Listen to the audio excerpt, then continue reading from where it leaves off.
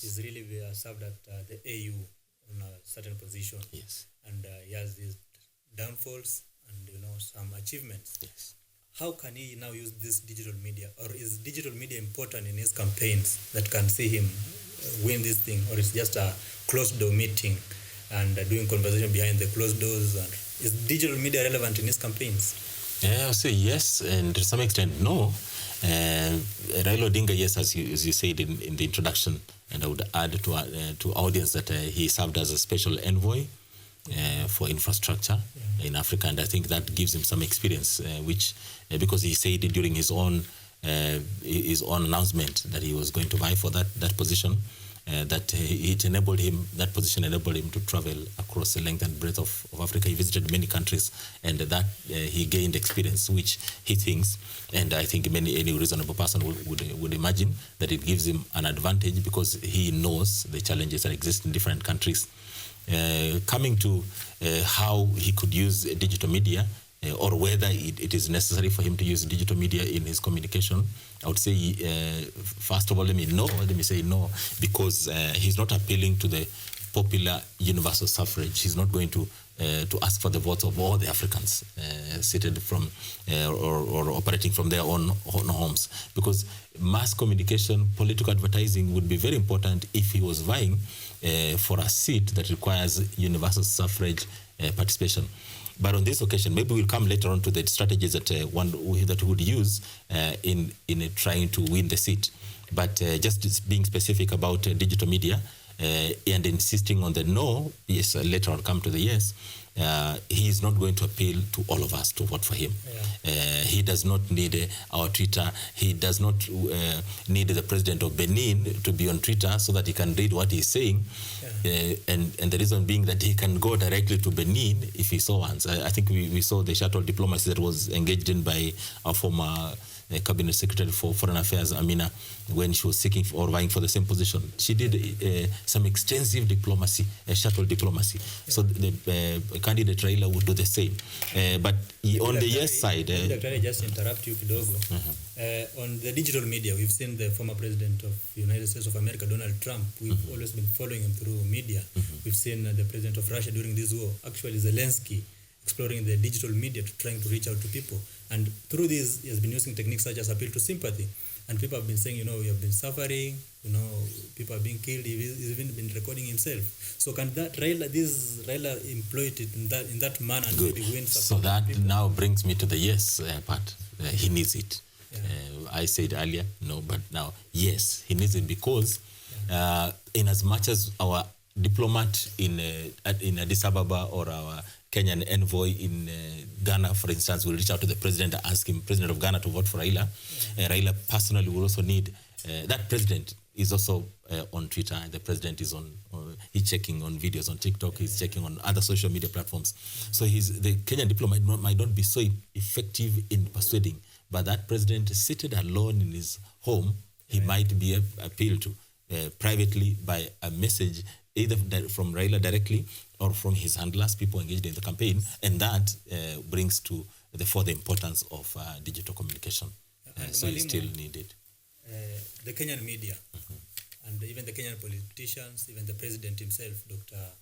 William Samoei Ruto, they have been on record on media, which is all over the digital platform like YouTube, TikTok, when they are citing some downfalls about Raila, citing him as a person of demonstrations, citing him that they have an issue with these academic papers, whether they are true or, whether they are credentialed or they are, forged. So these things have been on the media. And the United States, or rather the Western countries, will have an influence on this. Do you think that the media and the Kenyan politicians' painting of Raila's image on the media will have an effect on his candidacy? Or this is just politics and he'll be able to do some PR stunts to cleanse his name or something like that? Okay. I would say it has, to some extent, a negative impact on Raila as an individual, as a candidate. But I think given the time, because we're almost a year away from the elections, and I think given the time, Raila himself and those who are engaged in his campaign, our diplomats around the world, our CS for Foreign Affairs, they'll have to do some damage control or project a new image of Raila. And I would say the human mind tends to forgive, and especially when given new information which confronts them in their eyes, they tend to forgive, they tend to appreciate what is prevailing at the moment. So they'll make good use of this 1 year and to try and package the candidate Raila. And I think it was already started happening with the endorsements from the president, cabinet secretary,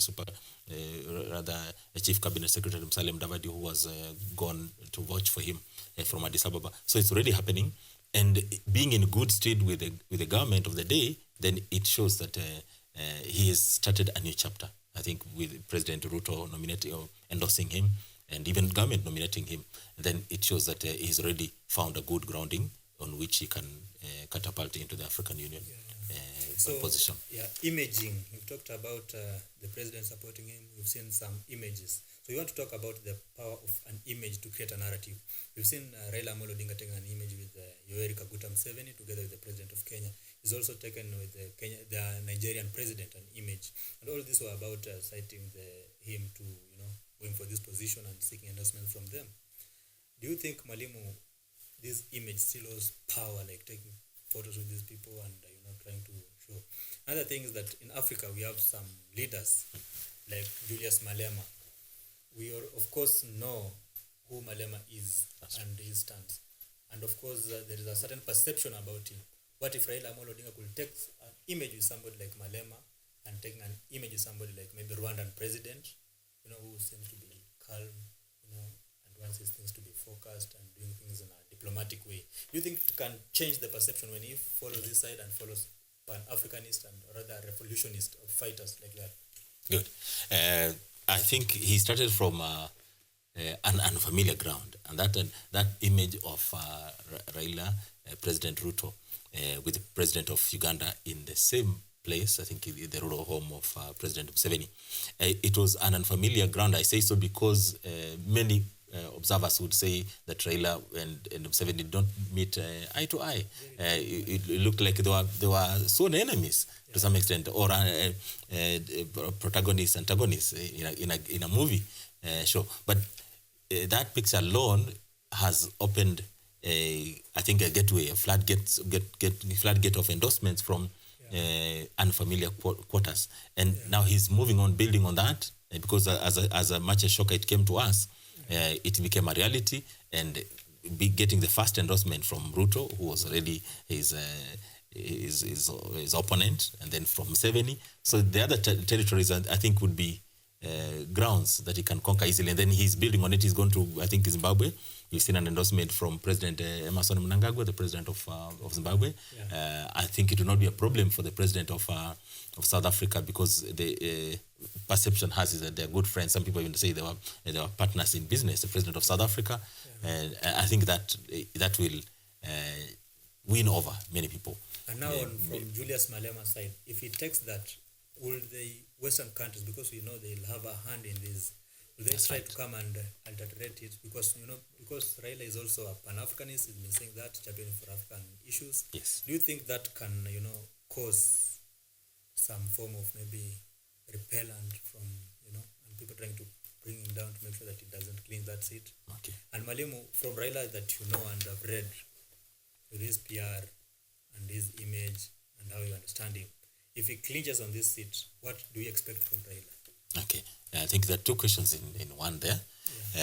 The first one is if he was to get an endorsement from the likes of Malema, or being perceived, especially with the pictures created by the media, being perceived now that he's close to Malema, if it will cause any disquiet in the Western capitals.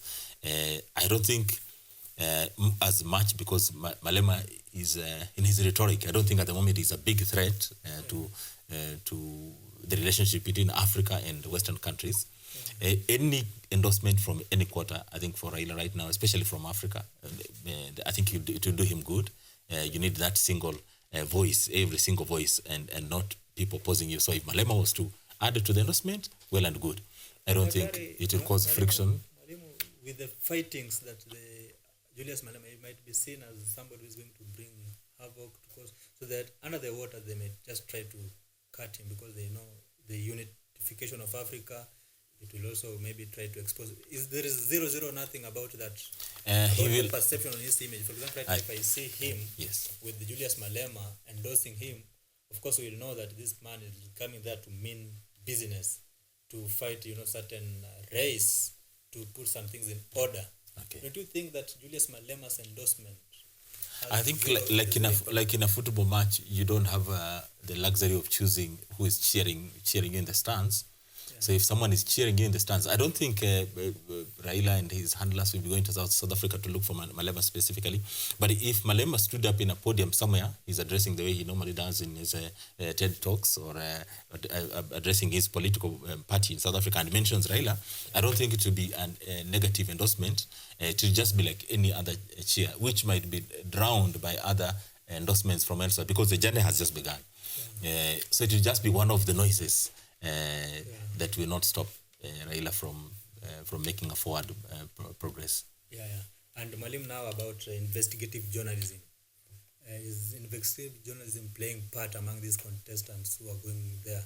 And do you think Africa is really media that can now air our own news in our own way? We can now present news in the way we want, or we still have to rely on the Western countries to know information about us? Okay. Great. I think good journalism, somebody described it as trying to find gold nuggets in sand, so when you're sifting through. At the moment, I've checked on stories done about Raila Odinga, especially by our mainstream media, our newspapers. I've seen that, even our television. They've somehow primed the story, put it as a story number one. If it's on the front, if it's on the newspapers, they put it on the front page.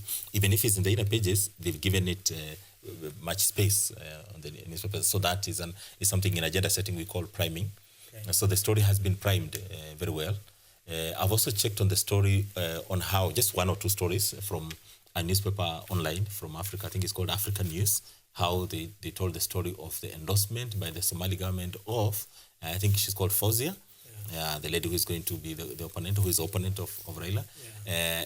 Right at the tail end of the story, what we call, yes, there's a tail of the story. Yeah. They've talked of the however, she gets a negative reporting at one time because she tried to break away. She led efforts to secede of Somaliland from Somali. And that's a negative. Well, I can't call that investigative journalism. It's just a fact of life, which the writer of the story had to put in. Before we go for investigative journalism, if you want to target a president, because media we have to target. If you have to target the youth right now, you can go to TikTok, Facebook. If you want to target, the intellectuals, you can go maybe to Twitter. Now, if you want to target the president, which media do you think they consume most? Like the president of Kenya, the president of Nigeria, the president of which media do they consume? At least for the United States of America, you can say CNN, you can say BBC. Yeah. So from African perspective, which media do these people consume? Okay. I would say that there's a challenge in Africa because Africa is fragmented in terms of languages, French speaking, English speaking, Ethiopians speak the Amharic language. Yeah. So it's difficult to get all the Africans on one platform, and so targeting all these presidents using one platform. Yeah. So he has to be, I would say, he has to use a customized message for different media. I don't think our national newspaper is Africa enough. I don't think our KBC, our NTV and such like KU television, I don't think it's Africa enough, but it's it can reach the audiences. Maybe president of Angola visiting Kenya, and he's seated in his room, he could watch a local TV station. But so when we move that, social media platform then becomes the global media, because a TikTok video that was just posted this morning can be seen by millions of people around the world, not just in Africa. And how is Raila Odinga utilizing on this? Do you think is doing something about exploring the digital media? Mm-hmm. Yeah. Like, for example, right now, I know Zelensky not from CNN, not from BBC or any other international media, but I know Zelensky from digital media. Yes. But I know I'm not a president, so which media channels do these presidents consume? Now that if you just want to reach them, to campaign on them, I can just reach them instantly. And maybe the mainstream media of each country. So Nigeria has got, I'm sure, a television that is so popular in Nigeria, just like in Kenya. You have TV stations that anyone on the streets will tell you this one is most watched, but I don't think all of us watch that particular which looks so most watched. So as he does his shuttle diplomacy, he'll be covered by different TV stations and different media organizations in different countries. So in that country where he goes, for example, when he goes to Lagos to meet the president of Nigeria, he'll have to give a message that will make him be a news item in the evening. So the president of that country and maybe neighboring presidents who's once in a while occasionally switching, or their handlers switching into that TV station, they'll be able to see him. But more than that, I don't know whether we'll be discussing lobbying as an approach in public relations. So that now will carry the weight. About the priming, there is also something called framing. Yes. Now, are we being slaves to somebody else's media that they'll determine and decide how to frame Raila Odinga in their own media, to prime this person in their own media, and to prime it? So, the issue of framing and priming, you think we'll have some media bias in that element? Yes, those who are opposed to his candidacy will frame him in a way that will try and diminish his impact on Africa. But those countries, media institutions that are for him, or countries generally, I think it begins with the countries. For example, when Zimbabwe has said, the president has said he's supporting Raila, then you might get the likelihood of Zimbabwean media projecting Raila in good light. Now, Mwalimu, yes. Again, I was watching news from one of the international media, and somebody said that Raila Odinga has lost election 5 times in Kenya. Yes. He's now coming to try the AU chairmanship. That statement alone, from the PR perspective, do you think we'll win Raila Odinga? Sympathy votes from the presidents will be voting? Or do you think we'll give him now credence? These people think that now he can now serve us. That narrative that an editor, somebody in a room somewhere, writes and presents or frames a news, first of all, Raila having lost an election 5 times. Maybe I'll also, first of all, add to that kind of speculation. Initially, when President Ruto endorsed or proposed Raila, I thought it could have been part of the sympathy. And I thought, maybe he imagined this man has been losing elections and now he's going into sunset years in terms of age. Let's give him something, a soft landing in life. And so he supported him. Or maybe he was looking for a way out, looking ahead in 2027. He wants to get this man out of the political equation in Kenya.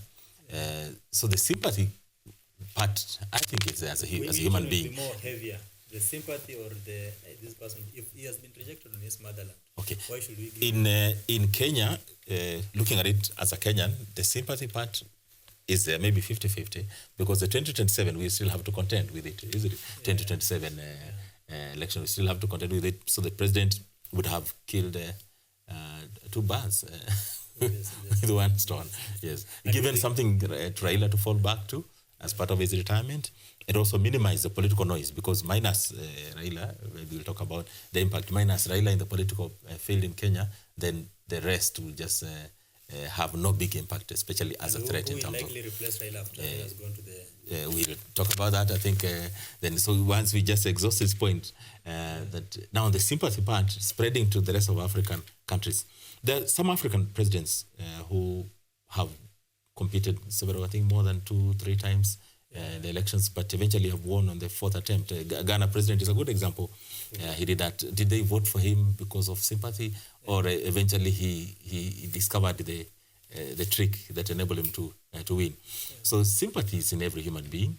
So the African presidents, and some, it might be the sympathy. So they have a platform. He has established networks when he was the special envoy, and even before that, as a prime minister, he established networks. He traveled the length and breadth of Africa.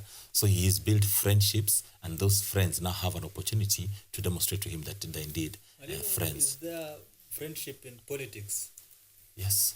Loyalty and disloyalty. How there is the measure of loyalty? There's some people. Loyalty be guaranteed.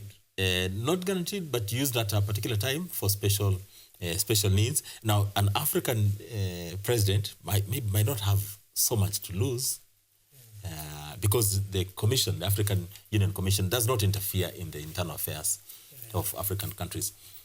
And somehow, to some of us, I think many people are not keen observers or scholars of the African Union. They have no direct impact coming from the African Union Commission chair. So the African Union presidents might just decide, some of them, they decided to give something to their friend. And Mwalimu, I've been watching your social media handles. You've really been citing the discrepancies in Kenyan media. So the Kenyan media, do you think is doing something substantial to position Raila Odinga for this position? Or this is a capitalistic state and it's none of their business? And does internal media count in positioning him for this position? Okay. Good. I've seen, just like I said initially, or in the beginning of the discussion, I've seen the way he's been packaged. I think it's quite positive. Just the mere fact that they're talking about it and giving space, it shows they're already doing something about it.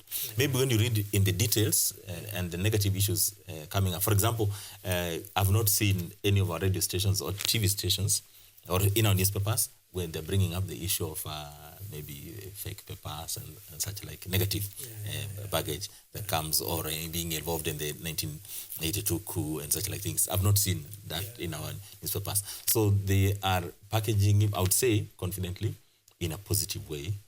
They're framing the story positively so that he can carry the day. Because there are benefits that we know that will come with a Kenyan winning the seat.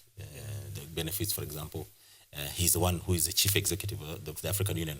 I had the privilege of staying in Ethiopia. I taught at Jimma University in Ethiopia. And every month we used to go and just have a kind of party, some celebration with the Africans at the Kenyan embassy in Addis Ababa. And it was not just for Kenyans. It was for many Africans who lived in Addis Ababa. So they were looking for something where the fellow Africans were congregating and they would come in.